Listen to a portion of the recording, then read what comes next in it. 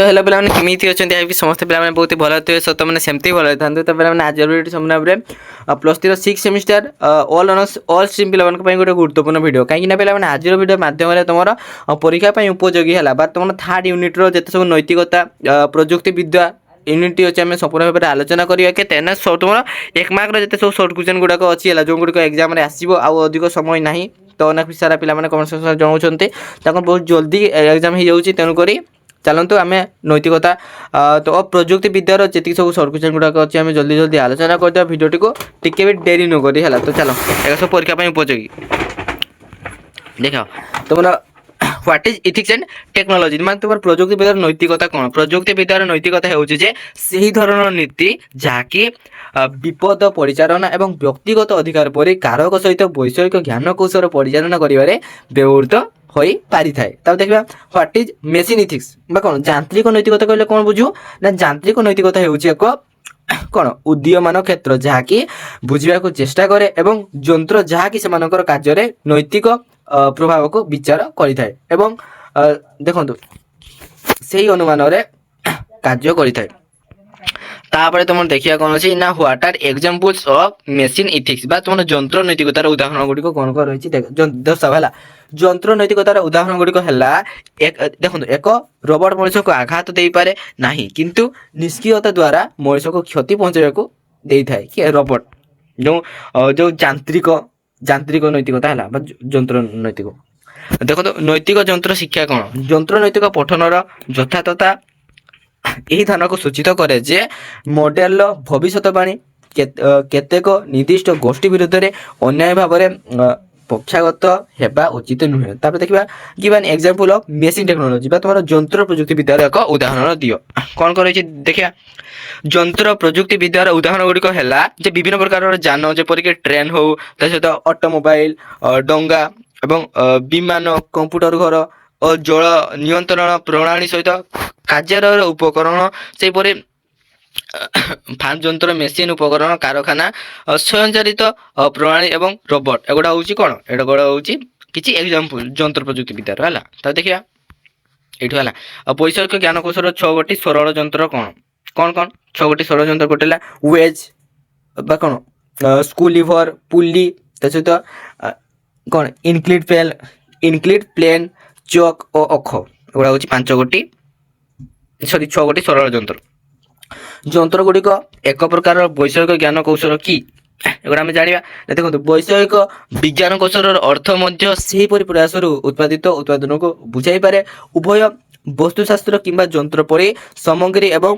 Software परी अपरिवर्तित उपकरण यंत्र गुड़िक कौन कह जाए ना देखो यंत्र गुड़िक ऑपरेटर्स उपकरण ऑटोमोबाइल इंजिन सहित गैजेट यंत्र मोटर यान गठन सिस्टम कंप्यूटर षड्यंत्र संकोचन रोबोट प्रयोग आदि कह जाए है देखा what is the full form of machine कौन तुम यंत्र संपूर्ण रूप गुड़िक कौन यंत्र संपूर्ण रूप हो यांत्रिक उपकरण जहाँ विभिन्न क्षेत्र में आमको साहाय्य करें देखा तापर यंत्रपाति प्रजुक्ति विद्यार एक अंश कि ना प्रजुक्ति विद्या और यंत्रपाति समान जिनिस नुहति से प्रायतः परस्पर विरुद्ध रे काम करिथांती तब देखिबा मेसिन रो केतोटी व्यवहार कोन रहिछि दर्शावला तो देखो उत्पाद सुपारिश परिवहन और यातायात गणमाध्यम ट्रैफिक अलर्ट सहित डायनामिक मूल्य गूगल अनुवाद रे सेल्फ ड्राइविंग कार आदि होछि मेसिन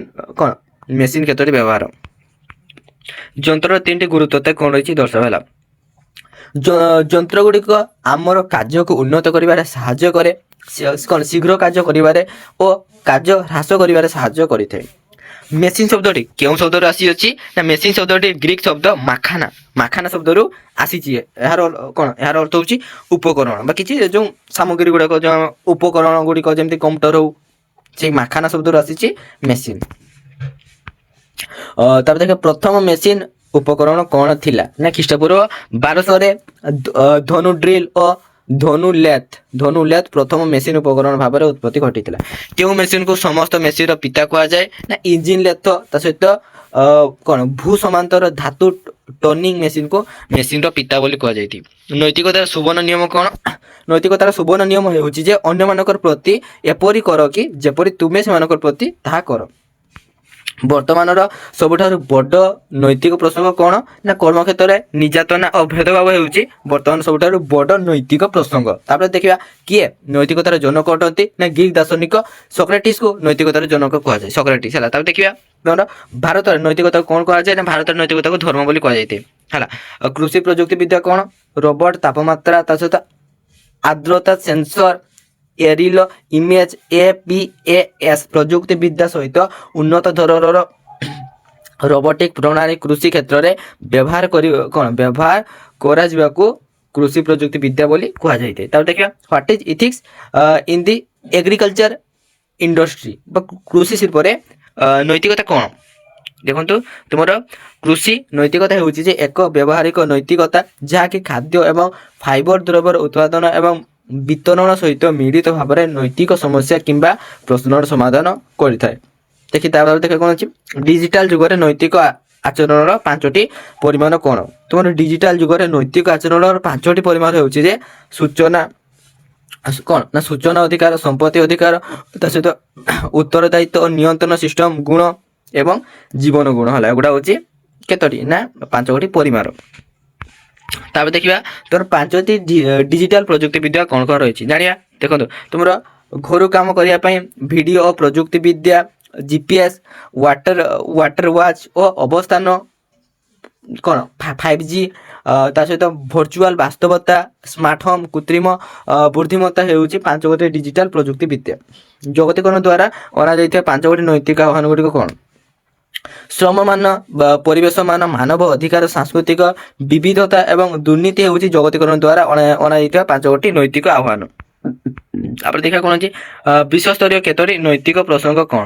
ନୈତିକ ପ୍ରସଙ୍ଗ କ'ଣ ବୁଝୁ? ନା ଦେଖନ୍ତୁ ଆତଙ୍କବାଦ, ତା ସହିତ ପ୍ରବାସନ, ଗଣତାନ୍ତ୍ରିକ ମୂଲ୍ୟବୋଧ, ଧର୍ମଗତ ସ୍ୱାଧୀନତା, ଜଳବାୟୁ ପରିବର୍ତ୍ତନ, ଜନସ୍ୱାସ୍ଥ୍ୟ, ଜଗତୀୟ ନ୍ୟାୟ ଓ ଅଭିବ୍ୟକ୍ତି ସ୍ୱାଧୀନତା ହେଉଛି ବିଶ୍ୱସ୍ତରୀୟ 3ଟି ନୈତିକ ପ୍ରସଙ୍ଗ। ତାପରେ ଦେଖିବା ଜଗତୀକରଣ ଯୁଗରେ ନୈତିକତା କାହିଁକି ଗୁରୁତ୍ୱପୂର୍ଣ୍ଣ ଅଟେ?